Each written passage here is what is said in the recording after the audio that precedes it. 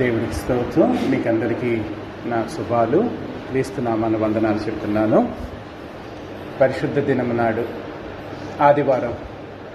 ఆదివారంలో ఉన్న శ్రేష్టత ఏంటంటే యేసుక్రీస్తు పునరుత్థానుడై లేచిన దినం.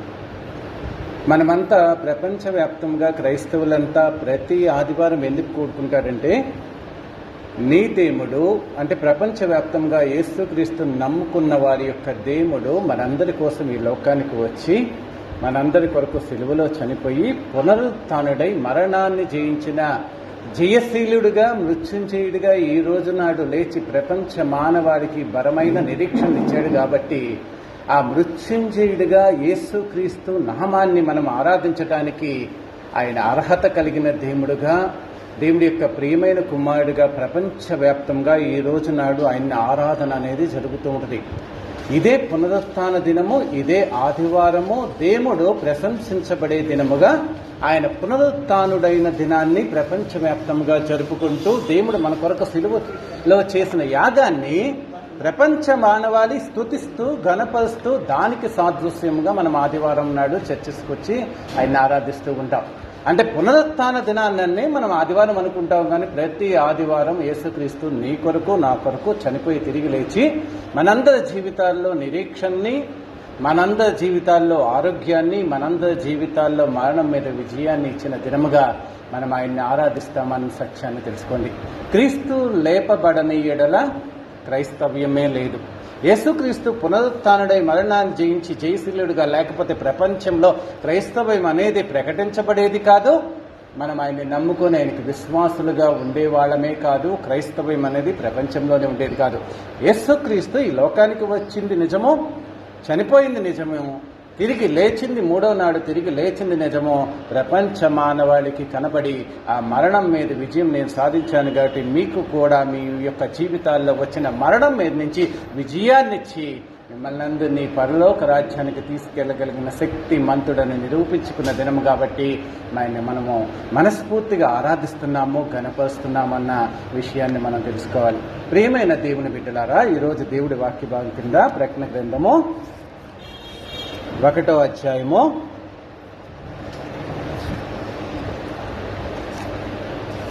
1వ అధ్యాయము 18వ వచనం చదువుకుందాము.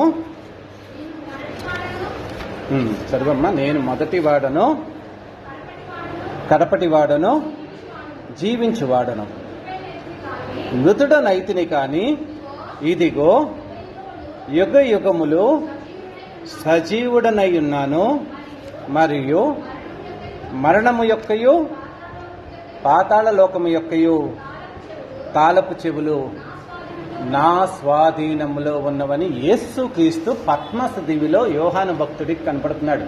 అంటే యేసుక్రీస్తు చనిపోయిన తర్వాత 70 సంవత్సరాలు చనిపోయి తిరిగి లేచిన తర్వాత అంటే క్రీస్తు శకములో 100వ సంవత్సరంలో పద్మస దీవిలో యోహాన్ అనే భక్తుడు పరవాసిగా ఉన్నప్పుడు యేసుక్రీస్తు కనపడుతూ మొట్టమొదటగా అతనికి అంటే చనిపోయిన తర్వాత 70 సంవత్సరాలకి ఆయనకి మొట్టమొదటిగా కనపడినప్పుడు యేసుక్రీస్తు ఆయన్ని చూడంగానే యోహాను యేసుక్రీస్తుని చూడంగానే అసలు చచ్చిపోయిన వ్యక్తిలాగా పడిపోంటే ఆయన ముట్టి లేపి ఆయనకు చెప్పుతున్న విషయం పైన తెలుస్తుంది.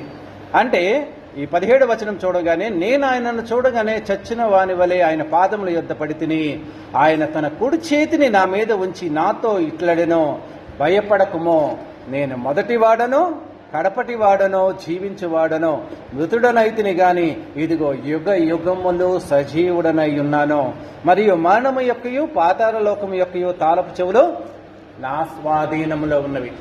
యేసుక్రీస్తు ఇక్కడ స్పష్టంగా చెప్పాడు, నేను మొదటి వాడను, కడపటి వాడను, చనిపోయాను, మృతుడినయ్యాను, మీ అందరి కోసం ఈ లోకంలో చనిపోయాను కానీ మరలా లేచిన వ్యక్తిగా మృతుడనైతిని గాని ఇదిగో యుగ యుగములు సజీవుడనై ఉన్న దేవుడిని, యుగ యుగాలు సజీవుడనై ఉన్న దేవుడిగా నీ దేవుడు ప్రపంచవ్యాప్తంగా కొనియాడబడుతూ తన గురించి తను తెలుసుకున్నట్లుగా ఉంటుంది.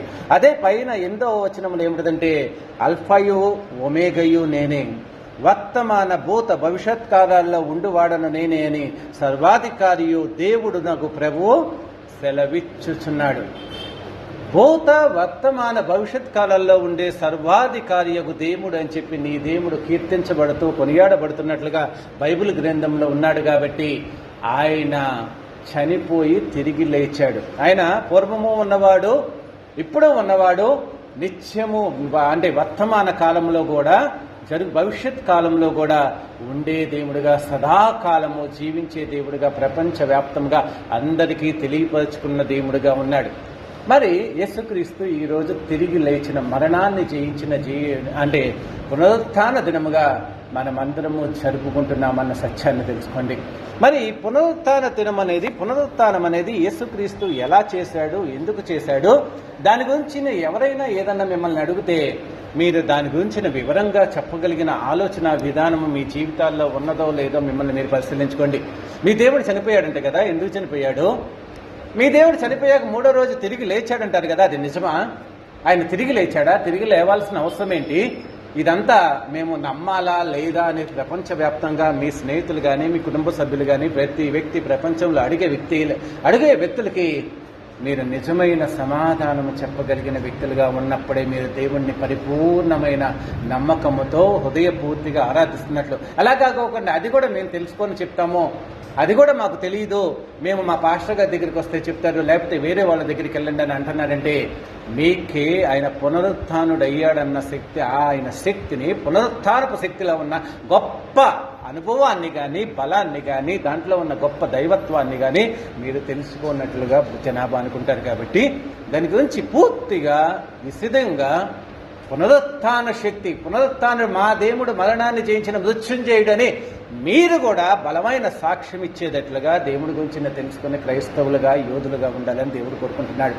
2000 సంవత్సరాలు అంటే క్రీస్తు శకము 33వ సంవత్సరంలో యేసుక్రీస్తు ఇదే రోజు నాడు తిరిగి లేచాడని చెప్తూ ఉంటారు, మే 5వ తారీఖు నాడే.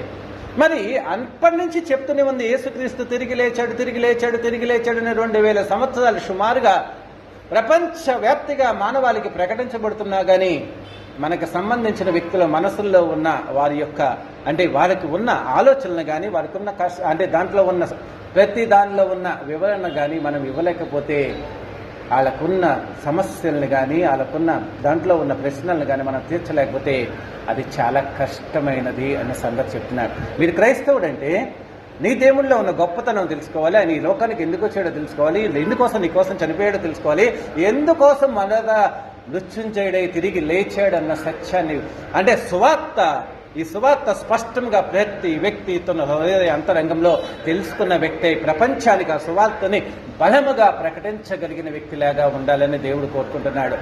అలాంటి యోగ్యత కలిగిన క్రైస్తవులుగా మీరు ఉండండి. యేసుక్రీస్తు ఎందుకు వచ్చాడు, ఎందుకు చనిపోయాడు, ఎందుకు తిరిగి లేచాడు, మనం ఆయన ఎందుకు నమ్ముకుంటున్నామో అన్న దాని మీద స్పష్టమైన అవగాహనతో ప్రపంచంలో ఏ వ్యక్తి నిన్ను అడిగినా ఆ వ్యక్తికి నువ్వు సరైన సమాధానం ఇచ్చి అతని హృదయానికి దేవుడి యొక్క ఆత్మశక్తితో ఆదరణిచ్చి దేవుడి వైపు ఆసక్తిని కలగచేసి దేవుడిని నమ్ముకునే వ్యక్తుల్లాగా తీర్చిదిద్దాలనే దేవుడు మీకోసం వచ్చాడన్న సత్యాన్ని తెలుసుకోండి.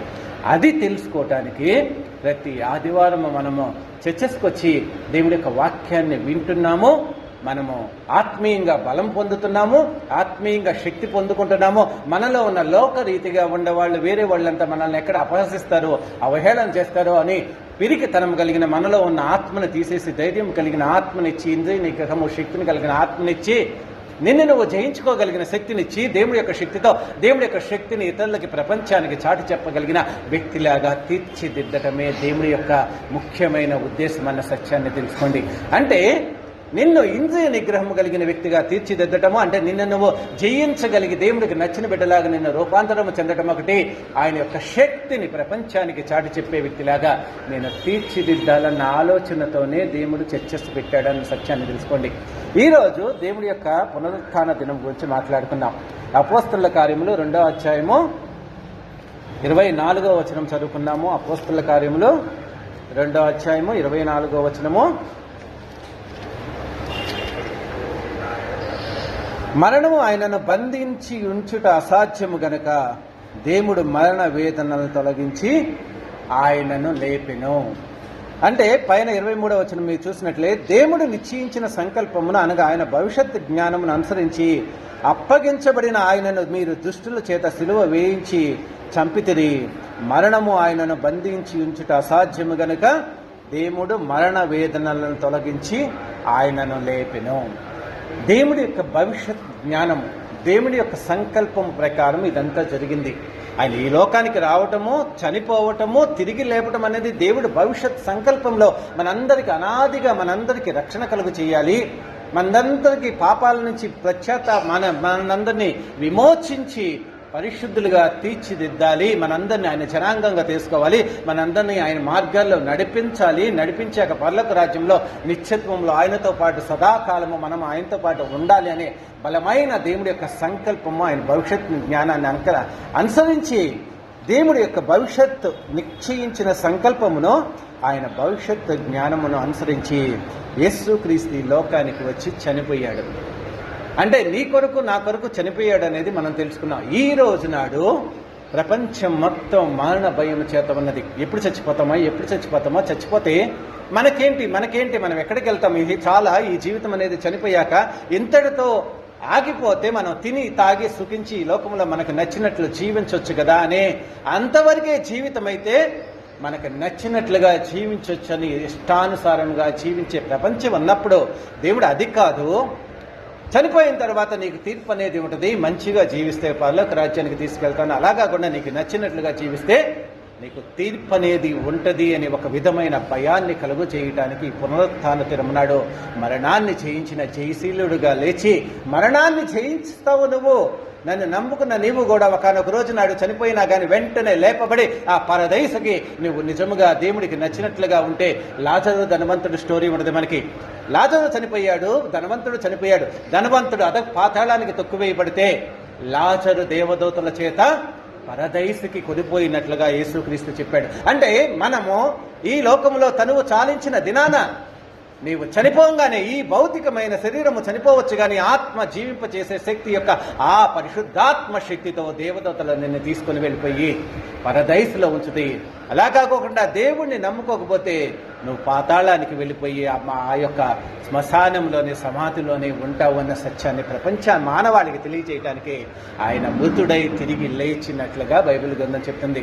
పాత నిబంధనల గ్రంథంలో చాలా మంది చనిపోయారు. అబ్రహాం చనిపోయాడు, దావీదు చనిపోయాడు, యోబు చనిపోయాడు, చాలా మంది చనిపోయారు. కానీ వాళ్ళంతా అంటే తిరిగి లేచిన వ్యక్తులుగా ఉండలేదు. కానీ యేసుక్రీస్తు మాత్రము మరణాన్ని జయించిన జయశీలుడుగా దేవుడు కుమారుడిగా నిరూపించబడి ప్రపంచ మానవాళికి ఒకానొక రోజు నాడు మీరు చనిపోయినా తిరిగి మీకంటూ ఒక తీర్పు ఉంటుంది. మీరు ఆ తీర్పు నుంచి తప్పించుకోవాలంటే నేను చెప్పినట్లుగా జీవిస్తే పరలోక రాజ్యానికి వెళ్తారో, అదర్వైజ్ మీరు ఎక్కడికి వెళ్తారనేది మిమ్మల్ని మీరు నిర్ణయించుకుని ప్రపంచ మానవాళికి సందేశం ఇచ్చిన రోజన్న సత్యాన్ని తెలుసుకోండి.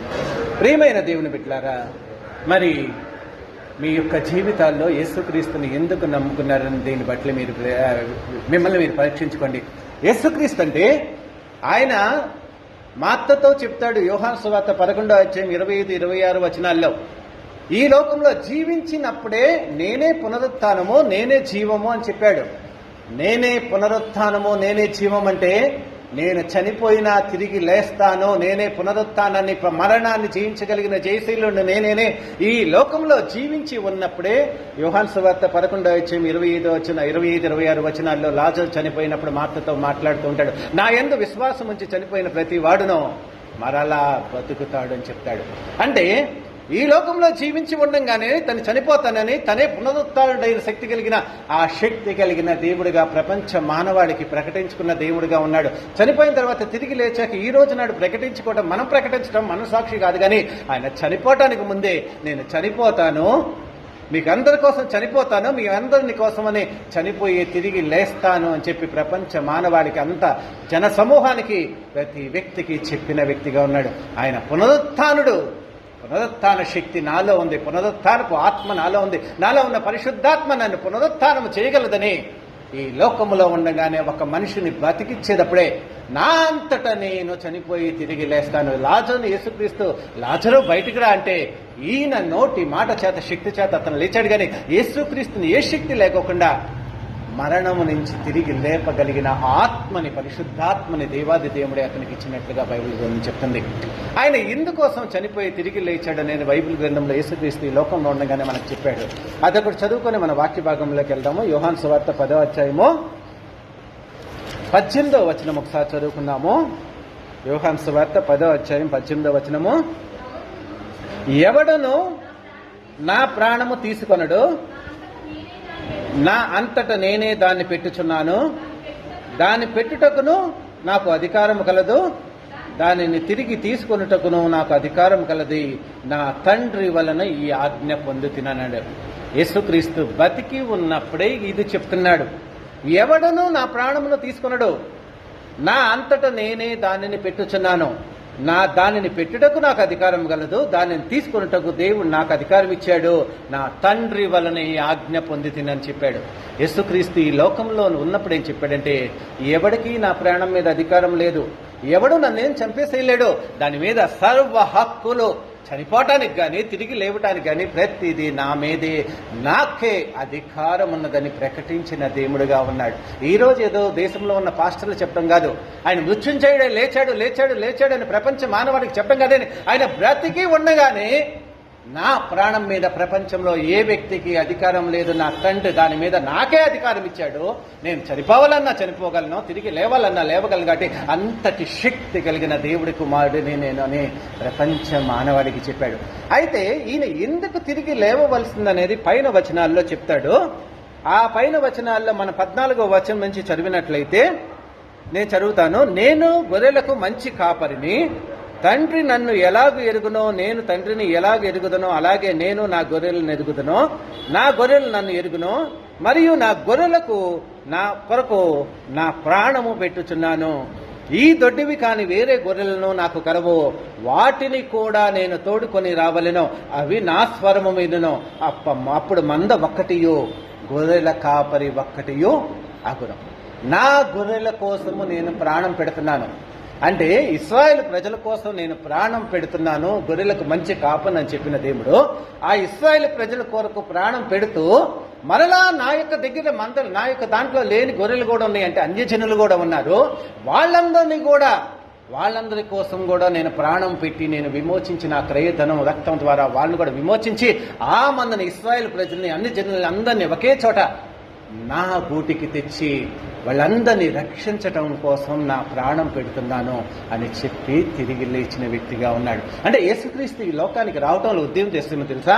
ఇంతకుముందు ఇశ్రాయేలు ప్రజలు మాత్రమే రక్షణ పొందటానికి అర్హత ఉంటే ఆ గొర్రెల కొరకు ప్రాణం పెడతానికి వచ్చిన దేవుడు ఆ గొర్రెలు కాకోకుండా ఇతర గొర్రెలు కూడా ఉన్నవి, వాటన్నిటినీ కలిపి ఒకే మనుషులుగా సమస్త అన్య జనులకు నా మందిరము, ప్రార్థనా మందిరమును బట్టి తన యొక్క శరీరాన్ని, సంఘాన్ని, సార్వత్రిక సంఘాన్ని ప్రపంచ మానవాళితో కడటం కోసం ఈ లోకానికి వచ్చి అందరినీ దేవుడితో సమాధానపరిచి వాళ్ళందరి కోసం యేసుక్రీస్తు చనిపోయాడు.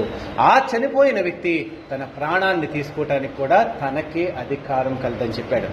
అంటే తిరిగి లేచిన వ్యక్తిగా యేసుక్రీస్తు సజీవుడుగా, మృత్యుంజయుడిగా, పునరుత్థానుడుగా ఆయనకి అధికారం ఉన్నదని ఈ లోకంలో ఉన్నప్పుడే చనిపోవటానికి ముందే చెప్పిన దేవుడుగా నీ దేవుడు ఉన్నాడన్న సత్యాన్ని తెలుసుకోండి. అంటే ఆయన లేచాడు లేచాడు లేచాడు అని ప్రపంచ మానవాళిలో ఇప్పుడు మనం సాక్ష్యం చెప్పడం కాదు, దేవాది దేవుడే తన యొక్క జీవితంలో జీవించినప్పుడు ఆయనలో ఉన్న అపరిమితమైన శక్తిని జరగటానికంటే భవిష్యత్ కాలంలోనే ముందే చెప్పేసిన దేవుడుగా ఉన్నాడుగా అనే సత్యాన్ని తెలుసుకోండి. అయితే యేసుక్రీస్తు చనిపోయారు. చనిపోయిన తర్వాత 3వ దినం నాడు తిరిగి లేచారు. తిరిగి లేచిన తర్వాత కూడా యేసుక్రీస్తు మరలా కనబడి తను మృత్యుంజయుడై లేచినట్లుగా వ్యక్తులకు కనపడుతున్నట్లుగా మనకు బైబిల్ గ్రంథంలో తెలుస్తుంది. ఎమ్మాయిము మార్గంలో ఇద్దరు నడుచుకుంటూ వెళ్తూ ఉంటారు, మార్కు అండ్ ఇంకొక శిష్యుడు.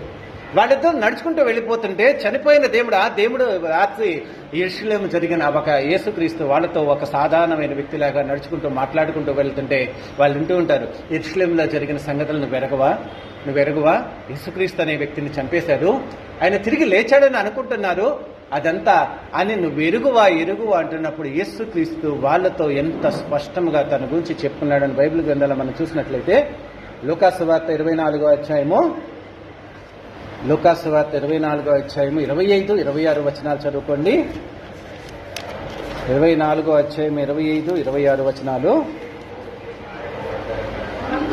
అందుకైన అవివేకులారా, ప్రవక్తలు చెప్పిన మాటలన్నిటినీ నమ్మని మందమతులారా, క్రీస్తు ఇలాగ శ్రమపడి తన మహిమలో ప్రవేశించుట అగత్యము కాదా అని వారితో చెప్పి, మోషేయు సమస్త ప్రవక్తలను మొదలుకొని లేఖనాలన్నిటిలో తను గూర్చిన వచనముల భావము వారికి తెలిపెను.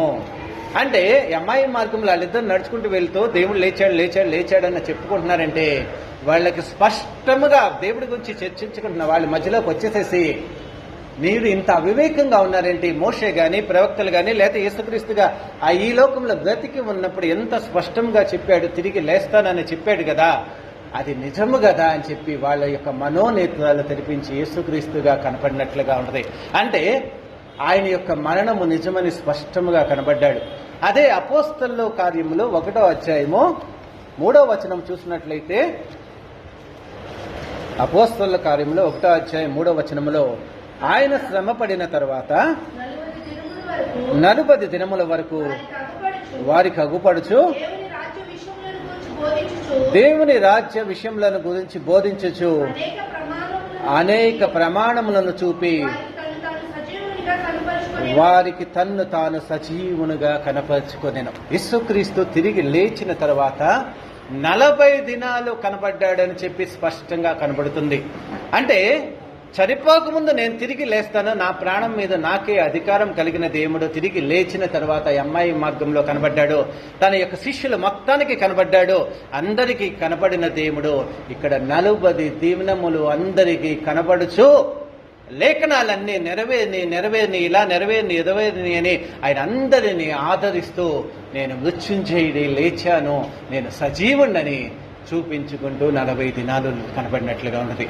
ఇంతకు మించిన సాక్ష్యము ప్రపంచంలో ఏ వ్యక్తి మీకు చెప్పాల్సిన అవసరం లేదు. యేసుక్రీస్తుని నిజంగా హృదయపూర్తిగా మీరు అంగీకరించినట్లయితే బైబిల్ని ప్రామాణిక గ్రంథముగా, పరిశుద్ధ గ్రంథముగా, దేవుడి చేత వ్రాయబడిన గ్రంథము అదే మా జీవితాలకి వెలుగు చూపిస్తుంది, మమ్మల్ని జీవ మార్గంలోకి నడిపిస్తుందని ఏ వ్యక్తి అయితే ఎంచి దీనిని చదువుతూ ఇదే నిజమని నమ్ముతాడో, ఇదే సత్యమని నమ్ముతాడో, ఇదే యథార్థమని, దేవుడి ప్రేమ ఇందులో ఉన్నదని నమ్ముతాడో, ఆ వ్యక్తి దేవుడి గ్రంథంలో ఉన్న వచనాలను చూసి యేసు సజీవుడుగా లేచాడు, ఆయన పునరుత్థానుడు, ఆయన మృత్యుంజయుడు, సర్వ మానవాళి కోసము లేచిన దేవుడుగా ఉన్నాడని ప్రపంచ మానవాళికి నువ్వు ప్రకటిస్తావు. ఎవరో ఒక వ్యక్తి ఈ రోజు నాడు నీకు ప్రకటించడం కాదు, కానీ నీవు సరైన బైబిల్ వివరణతో, సరైన బైబిల్ జ్ఞానముతో, దేవుడు చెప్పిన జ్ఞానముతో, దేవుడిని అపరిమితంగా ప్రేమించే నీవు ఆ బైబిల్ గ్రంథాన్ని ఎంతో ఇష్టంగా చదివి ఆయన నీతో ఏం మాట్లాడుతున్నా తెలుసుకున్న దినాన నీ దేవుడి గురించి ఏ వ్యక్తి, ప్రపంచంలో ఏ వ్యక్తి ఏమడిగినా నా దేవుడిలో నిజముంది, నా దేవుడు నీతిమంతుడు, నా దేవుడు పరిశుద్ధుడు, నా దేవుడు సత్యవంతుడు, ఆయన మనల్ని ప్రేమించి ఈ లోకానికి వచ్చాడు, ఆయన లోకంలో ఉండగానే జరిగిపోయే ప్రతిదీ తెలుసు, ఆయన భూత వర్తమాన భవిష్యత్ కాలంలో ఉండే సర్వాధికారి అయిన దేవుడు అని చెప్పి నీ నోటితో నువ్వు చెప్పగలుగుతావు. అలాంటి భక్తి జీవితం మనకు ఉండాలి. ప్రియమైన దేవుని బిడ్డలారా, అంటే దేవుడు లేచాడా? నీ దేవుడు నిజంగా లేచాడా? నీ దేవుడు నిజంగా మృత్యుంజయుడా అని అడుగుతున్న ప్రతి వ్యక్తికి, నా దేవుడు నా కొరకే ఈ లోకానికి వచ్చాడు, నా పాపాల నిమిత్తము నన్ను శారీరకమైన రుగ్మతల నుంచి తప్పించడం కోసం చనిపోయాడు, తిరిగి మృత్యుంజయుడే లేచి నా శరీరంలో ఉన్న రోగాల మీద, స్వస్థతల మీద, వాటి మీద నాకు అధికారాన్ని ఇచ్చి శారీరకమైన ఆరోగ్యాన్ని నాకు కలుగజేసిన దేవుడిగా ఉన్నాడు. నేను పొందే మరణాన్ని ఆయన పొంది నాకు మరణం నుంచి జీవంలోకి తీసుకెళ్ళగలిగిన ఆధారమై ఉన్నాడు. ఆయనే నా దేవుడు. అలాంటి అభయాన్ని, అలాంటి నిరీక్షణని నాకు దయచేశాడు. అందుకనే నేను ఆయన్ని నమ్ముకుంటున్నాను. నాకు ఆరోగ్యాన్ని ఇవ్వడానికి ఆయన సిలువలో దెబ్బలు పొందాడు. నా మరణము నుంచి నన్ను విజయంగా జీవంలోకి నడిపించడానికి నా కొరకు చనిపి మరణపు ముళ్ళును వీల్చి మరణాన్ని చేయించిన జయశీలుడుగా ఆయన్ని నేను నా హృదయ అంతరంగంలో ఉంచుకుంటే నాకు కూడా మరణం మీద విజయాన్ని ఇవ్వటమే కాదు, ప్రపంచంలో ఏ వ్యక్తి అయితే ఆయన నమ్ముకుంటారో ఆ వ్యక్తులందరి జీవితంలో సంతోషాన్ని ఇచ్చి వారిని మరణ వేదన నుంచి తొలగించి ఈ లోకములో ఉన్నంతకాలము సంతోషంగా వాళ్ళ జీవితాలు నింపుతూ మరణం మీద విజయం కలిగిన వ్యక్తులుగా, ఆ దినమే, తను చనిపోయిన దినమే నీ మరణాన్ని మీద నీకు విజయాన్ని ఇచ్చిన దేవుడుగా నీకు కనపడుతున్నాడు. ఆ నిరీక్షణ మీకు ఉన్నదా? ఆ యొక్క నిరీక్షణ మీలో 100% ఉండటానికే దేవాది దేవుడు వచ్చి ప్రతి దినము నీతో మాట్లాడుతూ ప్రపంచ మానవాళికి తెలియజేస్తున్న నిరీక్షణ మనకు ఉండదు. ఆయన నీ యొక్క రోగాన్ని తగ్గించడానికి సిలువలో హింస పొందాడు, 30-40 కొరడా దెబ్బలు తిన్నాడు. ఆయన చిత్త వధం అయిపోయి ఆయన శరీరం అయిపోయింది. ఆయన పొందిన దెబ్బల చేత నీ గాయాలు స్వస్థతలు అవుతాయి, నీలో ఉన్న అనారోగ్యం పోతుంది, నీలో రుగ్మతలు ఉంటుంది, నీ శారీరక దౌర్బల్యం పోతుంది, నీవు ఆరోగ్యవంతుడు అవుతావని చెప్పి ఆయన ప్రపంచ మానవాళికి 2000 సంవత్సరాల నుంచి చెప్తూ ఉంటే, ఆయన పొందిన గాయముల ద్వారా నేను స్వస్థత పొందుతాను అనే నమ్మకంతో నువ్వు ప్రార్థించిన దినాన నీకు శారీరక రుగ్మతలు మొత్తం పోయి నువ్వు స్వస్థ చిత్తురాలవై ఆరోగ్యమైన పరిపూర్ణమైన ఆరోగ్యంతో నీ దేవుణ్ణి స్తుతిస్తూ, దేవా నీవు పొందిన దెబ్బల ద్వారా నా జీవితంలో ఆరోగ్యం ఉన్నది, నీవే కదా నా ఈ ఆరోగ్యాన్ని నాకు ఇచ్చావని చెప్పి ఆయన స్తుతించే మనుషులుగా ఉంటావు. ఆయన కాచిన రక్తము ద్వారా నీకు పాప విమోచన అయిందని చెప్పి నా పాపాలు ప్రాయశ్చిత్తమైన పరిశుద్ధమైన వ్యక్తిలాగా నీవు తీర్చిదిద్దావు దేవా, నన్ను పరిశుద్ధమైన వ్యక్తిలాగా పరిశుద్ధుడిగా నువ్వు మార్చావని చెప్పి ఆయనకి నువ్వు రుణపడి ఉంటావు. మరణాన్ని జయించిన జయశీలుడిగా మృత్యుంజయుడిగా ఆయన తిరిగి దినాన నాకు కూడా ఈ లోకంలో మరణ చచ్చిపోతానని చెప్పి మరణ భయంతో ప్రపంచవ్యాప్తంగా ఉన్నప్పుడు ఆ మరణాన్ని జయించే శక్తిని నీవు నాకిచ్చి చనిపోతాననే భయాన్ని తీసివేస్తావు. యేసుక్రీస్తుని నమ్ముకున్న ఏ వ్యక్తికి ప్రపంచంలో చనిపోతాననే భయం ఉండదు. ఎందుకంటే చనిపోయినా నువ్వు ఎక్కడికి వెళ్తావు? ఈ లోకానికి, పనికి మాలిన ఈ లోకానికి, ఈ లోకంలో ఏదో తాత్కాలికమైన వేషధారణలతో అంత మొకాన ఊరికినే లేనిపోని మాయని ప్రేమని పూసుకొని మనసులో కుళ్ళు కుచితాలతో ప్రతి వ్యక్తిని హేళన చేస్తూ అవమానం చేస్తూ నటిస్తూ వేషణాలతో జీవితంతో జీవిస్తూ ఉంటాం. చనిపోతే ఆ శాశ్వతుడైన దేవుడి దగ్గర నిత్యత్వంలో సదాకాలము ఆయన్నే చూస్తూ అక్కడ ఎటువంటిది ఉండదు, ఎటువంటి అబద్ధం ఉండదు, ఎటువంటి అనారోగ్యం ఉండదు, ఏమీ ఉండకోకుండా మంచి సృష్టించిన సృష్టికర్త అయిన వెలుగులో ఎల్లప్పుడూ ఆనందంతో ఆయన స్తుతించే భాగ్యాన్ని కోరుకుంటాం. ఎల్లప్పుడూ ఆయన దివారాత్రంలో స్తుతిస్తూనే ఉంటాం. ఈ జీవితంలో జీవించడం కంటే నిజమైన క్రైస్తవుడికి చావే శరణ్యం, చావే ముఖ్యం అనుకుంటాడు. చనిపోయి ఆయన దగ్గరికి వెళ్ళాక ఈ లోకంలో ఉండటం కంటే, ఈ లోకంలో ఈ భోగాలు భాగ్యాలు ప్రతి వ్యక్తి నిన్ను కనపరచటాలు కీనపరచటాలు వీటన్నిటికంటే దేవుడితో నిందించబడటం కంటే చనిపోవటమే బెటరు. అక్కడ దేవుడి దగ్గర ఇలాంటి పొరపచ్చాలు ఏమీ ఉండవు. అది నీతిమయమైన జీవితము. దేవుడు ప్రశాంతంగా ఉంటాడు, నిన్ను ఆదరిస్తూ ఉంటాడు. ఆ సత్యవంతుడైన దేవుణ్ణి ఎటువంటి అరమరకలు లేకోకుండా హృదయ పూర్తిగా ఆత్మతో సత్యముతో ఆరాధిస్తావు అన్న సత్యాన్ని తెలుసుకుంటాడు. ప్రియమైన దేవుని బిడ్డలారా, అలాంటి బలమైన నిరీక్షణ కలిగించడానికి దేవాది దేవుని లోకానికి వచ్చాడు.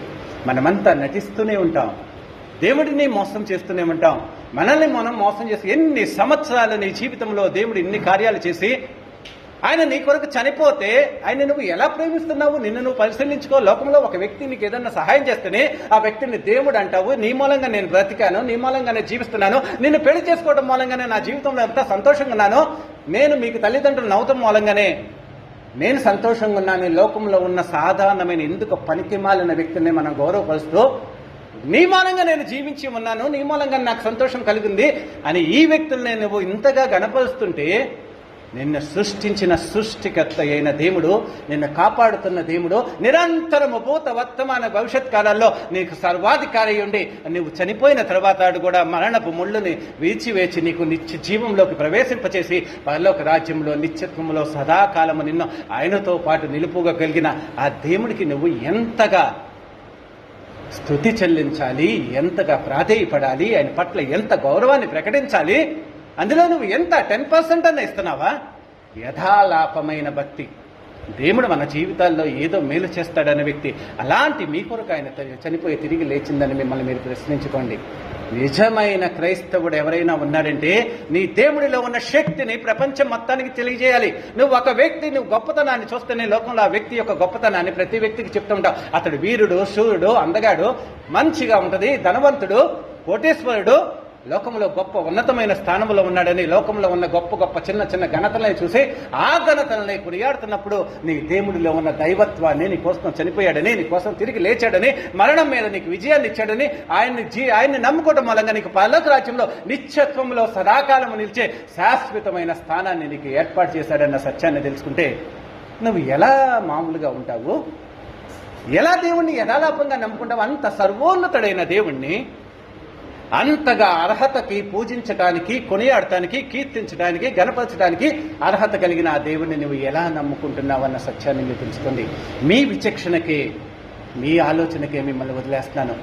దేవుడు ప్రపంచ మానవాళికి చెబుతూ వస్తున్నాడు, ఇది సత్యము, ఇది సత్యము, ఇది యథార్థము, దీన్ని గమనించండి, దీన్ని తెలుసుకొని నా భక్తి జీవితంలో మీరు జీవించండి అని చెప్తుంటే, అజ్ఞానమైన భక్తిలో, వేషధారణతో కూడిన భక్తిలో, పండగలు ఆచరించే ఆచారంతో దేవుడి వద్దకు వస్తే ఏదో మంచి జరిగిద్దని అదే భక్తి భావంతో ప్రపంచంలో ప్రతి వ్యక్తి దేవుణ్ణి ఆరాధిస్తూ ప్రతి దినము ఆయన సిలువ వేస్తూ అవమానపరుస్తూ ఉన్నారు. కానీ మన హృదయం ఎప్పటికీ మారదు, కఠినమైన పాషాణమైన హృదయము. ఎందుకంటే ఏదో విన్నంత వరకే మన హృదయాల్లో ఏదో మంట పుట్టి ఏదో బాధ కలిగిద్ది, కానీ బయటకు వెళ్ళిపోగానే పర్వాలేదు, అలాగే చెప్తాడులే, దేవుడు అలాగే చెప్తాడులే, నీకు నచ్చినట్లుగా జీవించని సైతాన్ని బుజ్జగిస్తుంటే వాడికి లోబడిపోయి మనకి నచ్చిన జీవితాలు జీవించడానికి అలవాటు పడిపోయాము. కానీ నీ దేవుణ్ణి నిజముగా పరిపూర్ణంగా ప్రేమించడం అనేది ప్రపంచంలో ఏ క్రైస్తవుడికి సాధ్యం కాదు. అలా సాధ్యమైన వ్యక్తులు ఉన్నారంటే దేవుడి ఆత్మచేత నడిపించబడుతున్న వ్యక్తులకే. కానీ లౌకికమైన అసూయ మత్సరముతోనూ ఇతరులను దూషిస్తూ నేను గొప్పని అతిశయంతో జీవించే ఏ వ్యక్తి దేవుడి ప్రేమకి నోచుకోలేడు. అసూయ ఉన్న వ్యక్తి ప్రపంచంలో పతనమైపోయి నాశనం అయిపోతాడే కానీ తన ఆత్మని గోని రక్షించుకోలేని వ్యక్తిగా జీవిస్తాడు అన్న సత్యాన్ని తెలుసుకోండి. విధేయత కలిగిన జీవితము, వినమ్రత కలిగిన జీవితము, నా దేవుడు నన్ను ఇంతగా ప్రేమించాడనే తగ్గింపు జీవితంతో దేవుడి ముందు నువ్వు మోకరెళ్ళి, దేవా ఇంత గొప్ప దేవుడివైన నీ యొక్క జ్ఞానాన్ని నాకు తెలియచే, నీ ఆత్మతో నడిపించుని ఏ వ్యక్తి అయితే నిజముగా తన మనస్ఫూర్తిగా కోరుకుంటాడో ఆ వ్యక్తితోనే దేవాది దేవుడు మాట్లాడతాడు. ఆ వ్యక్తిని దేవుడు సందర్శిస్తాడు, ఆ వ్యక్తిని ఆకాశం చూస్తూ ఉంటాడు. ఆ వ్యక్తి హృదయ అంతరంగంలో ఉండి నివసించడానికి దేవుడు ఆత్మస్వరూపిగా పరిశుద్ధాత్మగా నీలో నివసించి నిన్ను సర్వ సత్యములోకి దేవుణ్ణి ప్రేమించే వ్యక్తిగా నడిపిస్తాడు అన్న సత్యాన్ని తెలుసుకోండి. కానీ యథాలాపంగా ఏదో దేవుడు అంటే దేవుడిని నమ్ముకుంటే మంచి జరిగితే మన జీవితంలో ఉన్నట్లయితే మనం ఎక్కడ వేసిన గొంగళిలాగా నువ్వు కూడా నీ ప్రార్థన నిన్ను స్వస్థపరచలేదు, నీ వాక్యము నిన్ను ఓదార్చలేదు, నిన్ను జీవింప చేయలేదు. ఇంకొక వ్యక్తికి నువ్వు ప్రార్థన చేయలేవు, ఇంకొక వ్యక్తికి వాక్యము చెప్పలేవు, నీ దేవుళ్ళో ఉన్న గొప్పతనాన్ని చెప్పలేవు. ఏమీ చెప్పలేనప్పుడు ఇన్ని సంవత్సరాలు మనము ఇంకా శిశువులలాగానే క్రైస్తవులుగా ఉన్నాము. సత్యం తెలుసుకోండి. దేవుడు వాక్యము బాధ కలిగించవచ్చు, కానీ దేవుడు నీ కొరకు నా కొరకు ఆకాశం నుంచి ఎంత బాధపడుతున్నాడని తెలుసుకున్నట్లయితే, ఆయన మనసు నిన్ను చూసి ఎంత ఆవేదన పడుతుందని నువ్వు తెలుసుకున్నట్లయితే నిజముగా మారుతావు. ప్రియమైన సహోదరి సహోదరులారా, అలాంటి పునరుత్థాన దినమనాడు దేవుడు మృత్యువును జయించిన జయశీలుడుగా వచ్చిన దినమనాడు నీతో నాతో మాట్లాడుతున్నాడన్న సత్యాన్ని తెలుసుకోండి. మరి యేసుక్రీస్తు ఈ క్షణం ఏం చేస్తా ఉంటాడో తెలుసా? 2000 సంవత్సరాల క్రితం నాడు మృత్యుంజయుడై లేచాడు. అంటే ఈ లోకంలో నిన్ను వదిలేసేసాడు, వెళ్ళిపోయాడు అనుకుంటున్నావు. కానీ అప్పటి నుంచి ఇప్పుడు దాకా దేవుడు ఎక్కడ గురించి నీ కోసం ఏం చేస్తున్నాడో తెలుసా? రోమీయులకు రాసిన పత్రిక 8వ అధ్యాయము 34వ వచనము. రోమీయులకు రాసిన 8వ అధ్యాయము 34వ వచనము. శిక్ష విధించువాడెవడు? చనిపోయిన క్రీస్తు యేసే. అంతేకాదు మృతుల్లో నుండి లేచిన వాడును, దేవుడు కుడిపార్శ్వమున ఉన్నవాడును, మన కొరకు విజ్ఞాపనము కూడా చేయవాడును ఆయనే. పైన దేవుడి చేత ఏర్పరచబడిన వారి మీద నేరము మోపువాడెవడు? నీతిమంతులుగా తీర్పు తీర్చువాడు దేవుడే, శిక్ష విధించువాడెవడని దేవుడు ఏర్పాటు చేయబడిన వాళ్ళ గురించి మాట్లాడుతూ దేవుడు చెప్తున్నాడు. ఏం చెప్తున్నాడు? ఇప్పుడు మృతులలోంచి లేచిన వాడు, దేవుడు కుడిపార్శ్వమున ఉన్నవాడునో, మన కొరకు విజ్ఞాపనము చేయవాడునో కూడా ఆయనే. ఎప్పుడైతే ఆరోహణై లేచి ఆకాశంలో తండ్రి కుడిపార్శ్వమున కూర్చున్నాడో ఆ దినము నుంచి నీ కొరకు నా కొరకు విజ్ఞాపన చేస్తూ సమస్త మానవాళిని రక్షించు దేవా, వాళ్ళకి నీ నీతి సూక్తుల్ని, నీ సత్యవాక్యాన్ని నువ్వు తెలియచేసి వాళ్ళ హృదయంలో కార్యం చేసి వాళ్ళందరినీ నీకు నచ్చిన బిడ్డలాగా నువ్వు మార్చుదేవా అని చెప్పి నీ కొరకు విజ్ఞాపన చేస్తాం. ఒకటైతే ఆయన కొరకు జీవించే వాళ్ళు కష్టాల్లో ఉన్నప్పుడు ఆ కష్టాల నుంచి వాళ్ళని ఆదరించి ఓదార్చి నీ జీవితంలో, విశ్వాస జీవితంలో యథార్థమైన దేవుడికి నచ్చిన జీవితాన్ని జీవించేటట్లుగా సహాయం చేయమని దేవుడు చేస్తున్నాడు. నశించిపోయిన వాళ్ళని దేవుడి మార్గంలోకి నడిపించమని ప్రార్థన చేస్తూ ఉంటాడు. దేవుడిని నమ్ముకున్న వాళ్ళు యథార్థమైన భక్తి జీవితంతో దేవుడికి నచ్చినట్లుగా పరలోక రాజ్యానికి వెళ్ళటానికి అర్హత కలిగిన వ్యక్తులుగా తీర్చిదిద్దమని విజ్ఞాపన చేస్తూ ఉంటాడు. 2000 సంవత్సరాల నుంచి ఆయన నీ కొరకు నా కొరకు విజ్ఞాపన చేయబట్టే నీవు నేను కూడా పాపాలని తెలుసుకొని సత్యాన్ని తెలుసుకొని దేవుడి యొక్క మార్గ చర్చిలోకి వచ్చి కూర్చొని ఈ రోజు నాడు దేవుడి వాక్యాన్ని వినగలుగుతున్నామంటే యేసుక్రీస్తు చేసే విజ్ఞాపన మన యొక్క మనస్సుల్ని తెరిచి మన పాపాలని ఒప్పుకొని దేవుడిని మనం దేవుడిగా అంగీకరించి ఈ రోజు దేవుడి యొక్క ఆత్మీయ జీవితంలో నీవు నేను నడుచుకోగలుగుతున్నాం అంటే ప్రపంచ మానవాళి దేవుడిని నమ్ముకోగలిగిందంటే యేసుక్రీస్తు నిరంతరము మన కొరకు విజ్ఞాపన చేసే విజ్ఞాపనకర్తలాగా ఉన్నాడు. మరి ఈ క్షణంలో బైబిల్ గ్రంథంలో దేవాది దేవుడు ఏం మాట్లాడుతున్నాడు? చనిపోయాడు, తిరిగి లేచాడు. చనిపోయి తిరిగి లేచిన తర్వాత ప్రతి వ్యక్తికి దేవుడిచ్చిన మొదటి ఆజ్ఞ ఏంటో తెలుసా? నేను మీ పాపాల కోసం చనిపోయాను కాబట్టి మీరు మారు మనసు పొంది పాపక్షమాపణ నిమిత్తమ బాప్తిసం పొందడని సమస్త మానవాళికి చెప్పాడు.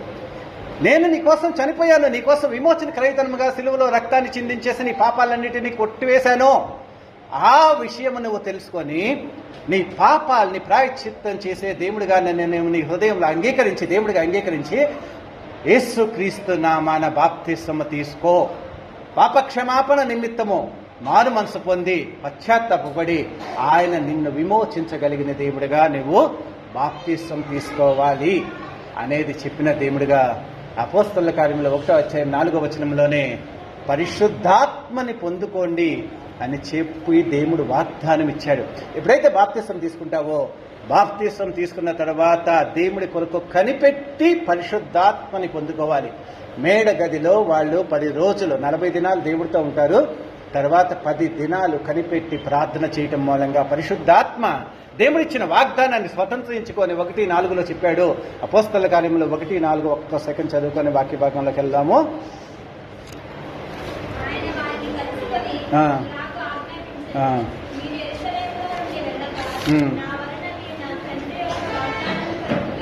నా తండ్రి వాగ్దానం కొరకు కనిపెట్టుడి అంటే పరిశుద్ధాత్మతో మిమ్మల్ని అభిషేకిస్తానని తర్వాత వచనంలో చెప్తాడు. కాబట్టి మొట్టమొదటిగా పునరుత్థానుడైన దేవుడు చెప్పింది ఏంటంటే మీరు నన్ను మీ దేవుడిగా అంగీకరించి బాప్తిసం తీసుకోండి అనేది.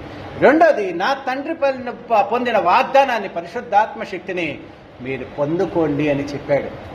3, 4 మనం చూసుకున్నట్లయితే యేసుక్రీస్తు ఒక సంఘానికి తను మృతుడై తిరిగి లేచిన వాడుగా చెప్పుకుంటాడు. అది ఏ సంఘమో మీకు ఐడియా ఉన్నదా? నేను మృతుడునైతిని కానీ తిరిగి లేచాను అని ఒక సంఘానికి ప్రకటన గ్రంథంలో 7 సంఘాల్లో ఒక సంఘానికి చెప్తాడు. అదే స్మరణ సంఘం. స్మరణ సంఘానికి దేవుడు చెప్పినప్పుడు 2వ అధ్యాయము ప్రకటన గ్రంథం 2వ అధ్యాయము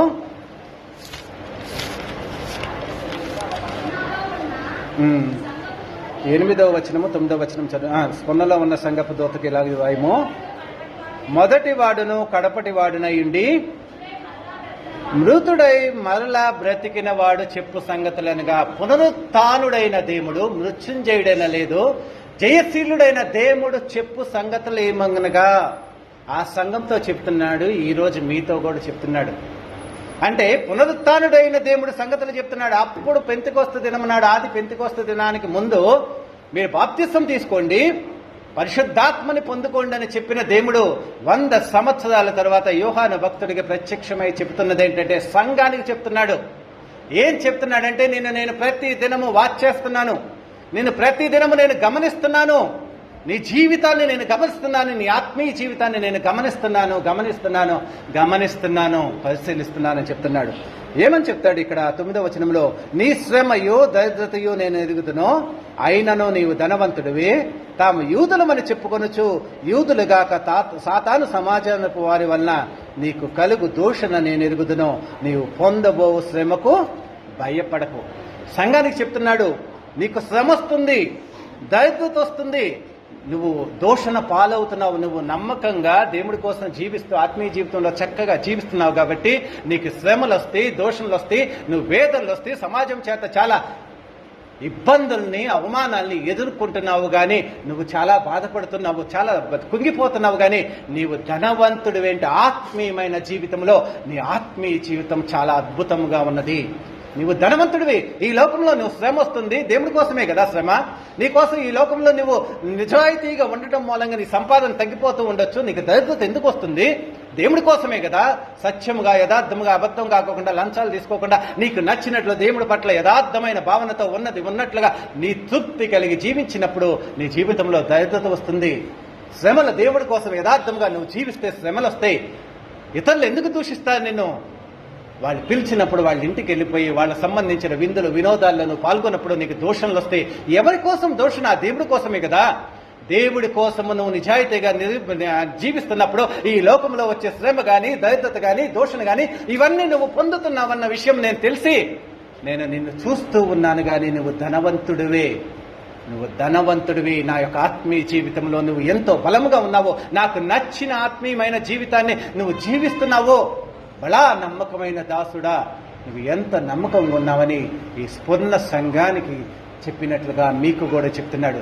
మీరు దేవుడితో మీకు వచ్చే కష్టాల్లో కానీ నష్టాల్లో కానీ బాధల్లో కానీ ఈ లోకంలో వచ్చే ప్రతి శ్రమలో దేవుడికి ఎంతో నమ్మకంగా ఉండి ఆత్మీయ జీవితంలో ధనవంతులైన అంటే ఆత్మీయ జీవితంలో దేవుడి చేత కొనియాడబడేటట్లుగా, దేవుడి చేత ప్రశంసించబడేటట్లుగా, దేవుడి చేత ఆశీర్వదించబడేటట్లుగా మీరు ఉన్నారు. మీకు శ్రమ కలుగుతుంది కానీ మీరు చక్కగా ఉన్నారని చెప్పాడు. మళ్ళా లాస్ట్కి వచ్చేటప్పటికి ఏం చెప్తాడంటే, శోధన మిమ్మల్ని ఇదిగో మీరు శోధింపబడినట్లు కొంత చెరసాల్లో వేస్తున్నాను, 10 దినాలు శ్రమ కలుగును, మరణం వరకు నమ్మకంగా ఉండమంటున్నాడు. నమ్మకమైన జీవితాన్ని జీవించండి. మరణం వరకు నీ జీవితంలో చివరి వరకు దేవుడి కోసం నమ్మకంగా జీవించు. నేను నిన్ను చూస్తున్నాను. నీకు శ్రమ 10 దినాలే, మరణం వరకు నువ్వు నమ్మకంగా చెప్పి నీకు జీవ కిరీటాన్ని ఇస్తానని చెప్తాడు. మరణం వరకు నమ్మకం ఉంటే పరలోక రాజ్యానికి తీసుకెళ్తామే కాదు, పరలోక రాజ్యానికి తీసుకెళ్తానన్న విషయం చెప్పడు. కానీ జీవ కిరీటం అంటే పరలోక రాజ్యంలోకి వెళ్ళాక నీకు జీవ కిరీటాన్ని ఇస్తూ మళ్ళా లాస్ట్గా ఏం చెప్తాడంటే 11వ వచనంలో, సంగములతో ఆత్మ చెప్పుచున్న మాట చెవిగలవాడు విననుగాక, జయించువాడు 2వ మరణం వలన ఏ హానియో పొందడు. సర్వ సమాజానికి యేసుక్రీస్తు తిరిగిలే మృత్యుంజయుడై చెప్పే సంగతులు ఏంటంటే, మొట్టమొదటగా నేను మీ పాపాల కోసం ఈ లోకంలో చనిపోయి తిరిగి లేచాను కాబట్టి మరణాన్ని జయించిన మృత్యుంజయుడిగా నేను తిరిగి లేచాను. మరణం మీద నాకు అధికారం ఉంది కాబట్టి మీ పాపాలను ఒప్పుకోండి, మారు మనసు పొందండి, పశ్చాత్తాపపడండి, దేవునికి బాప్తిసం తీసుకొని దేవుడి బిడ్డలుగా రూపాంతరం చెందండి అని ఒకడు చెప్పాడు. రెండోది, దేవుడి వాగ్దానాన్ని పొందుకోండి. పరిశుద్ధాత్మ మీరు ఎప్పుడు ఎంతకాలానికి దేవుడి దగ్గర ప్రాధేయపడతారో ఆల్రెడీ పొందింది అది నిర్జీవం అయిపోయి లోపల ఏడుస్తూ ఉంటే దాన్ని మళ్ళీ ఉజ్జీవింపచేసి పరిశుద్ధాత్మతో మీరు రగిలించబడి ఆత్మీయ జీవితాన్ని కొనసాగింపబడతారు. మిమ్మల్ని మీరు పరీక్షించుకోండి. రెండోది, పరిశుద్ధాత్మతో నడిపించబడాలి. మూడోది, మీకు వచ్చే శ్రమలు కానీ కష్టాలు కానీ అన్ని వేదనలు కానీ దోషణలు కానీ అన్ని దేవాది దేవుడు చూస్తూ ఉన్నాడు. మీ భక్తి జీవితాన్ని ప్రతి క్షణం చూస్తూ ఉన్నాడు. ఓర్చుకున్నట్లయితే ఆత్మీయ జీవితంలో నువ్వు ధనవంతుడివి, ఆత్మీయ జీవితంలో దేవుడితో ప్రశంసించబడే వ్యక్తిలాగా ఉన్నావని చెప్తున్నాడు. 4వది, మరణం వరకు నమ్మకం. నీ నమ్మకత్వం ఎప్పుడు దాకా ఉండాలంటే జీవితం చివరి దాకా ఉండాలి. మధ్యలో దాన్ని సడలితే నువ్వు మరలా నరకానికి వెళ్ళిపోతావు. కాబట్టి మరణం వరకు నమ్మకంగా ఉండు, నీకు జీవ కిరీటాన్ని ఇస్తానంటాడు. నమ్మకత్వము, ఆ విశ్వాసములో దేవుడి పట్ల భక్తి జీవితంలో నమ్మకత్వం కలిగి ఉండు. నమ్మకత్వం దేవుడు చూసినప్పుడు, ఇందాక ఓర్పు సహనం ఉంది, దేవుడి కోసం ఓర్చుకుంటున్నావు. సహనం కలిగిన దేవుడికి నచ్చినట్లుగా ధనవంతుడిగా ఆత్మీయ జీవితంలో ఉన్నట్లే మరణం వరకు నమ్మకంగా ఉండు, జీవ కిరీటాన్ని ఇస్తాడు. లాస్ట్కి 2వ మరణం మీద కూడా నీకు విజయాన్ని ఇస్తానని చెప్పాడు. అంటే చనిపోయిన తర్వాత ఆ చనిపోయిన నిన్ను మరలా బ్రతికించి నిత్యత్వంలో సదాకాలము ఆయనతో ఉంచుతానని చెప్తున్నాడు. ప్రియమైన దేవుని బిడ్డలారా, పరలోకం నుంచి దేవాది దేవుడు నీతో మృత్యుంజయుడిగా, జయశీలుడిగా, మరణాన్ని జయించిన దేవుడిగా నీతో మాట్లాడే సంగతులు ఇవే. నన్ను నమ్ముకో, బాప్తిసం తీసుకో, పరిశుద్ధాత్మని పొందు. ప్రతి దినము నేను నీ ఆత్మీయ జీవితాన్ని చూస్తున్నాను కాబట్టి నువ్వు లోకమున వచ్చే ప్రతి దాన్ని భరిస్తూ నాకుతో యథార్థమైన భక్తి జీవితాన్ని చేయి. ఎప్పుడూ నమ్మకంగానే ఉండు, ఒక క్షణం కాదు, చివరి వరకు నమ్మకంగా ఉండు, నీకు జీవ కిరీటాన్ని ఇస్తానంటాడు. లాస్ట్కి 2వ మరణం మీద నీకు విజయాన్ని ఇస్తాను. చనిపోయినా కానీ నేను పునరుత్థానాన్ని చేసి పరలోక రాజ్యంలో నాతో సదాకాలము నేను ఉంచుకుంటానంటాడు. ఇది యేసుక్రీస్తు చనిపోయి తిరిగి లేచిన తర్వాత సర్వ మానవాళికి ఇచ్చిన అభయము, తను చెప్పిన ప్రకటించిన సువార్త. ప్రియమైన దేవుని బిడ్డలారా, అది పునరుత్థాన దిన సందేశం. ఆలోచించుకోండి, దేవుడి వైపు ఉంటారా, లేకపోతే ఈ లోకానికి లోబడి లోకం వైపు మీకు నచ్చినట్లుగా జీవిస్తాను. మిమ్మల్ని మీరు పరిశీలించుకోండి. దేవుడికి లోబడితే దేవుడు గొప్ప ఆధిక్యాన్ని మరణం వేర్నించే నీకు అధికారం ఇచ్చి మరణాన్ని జయించిన పునరుత్థానపు శక్తి కలిగిన ఆత్మతో నిన్ను పరలోక రాజ్యానికి తీసుకెళ్లగలిగిన దేవుడు. అలాంటి కృపను దేవుడు మీకు సమృద్ధిగా అనుగ్రహించి మిమ్మల్ని బహుగా ఆశీర్వదించి ఆత్మీయ జీవితంలో ఫలింపచేయునుగాక. ఆమేన్. ఆమేన్.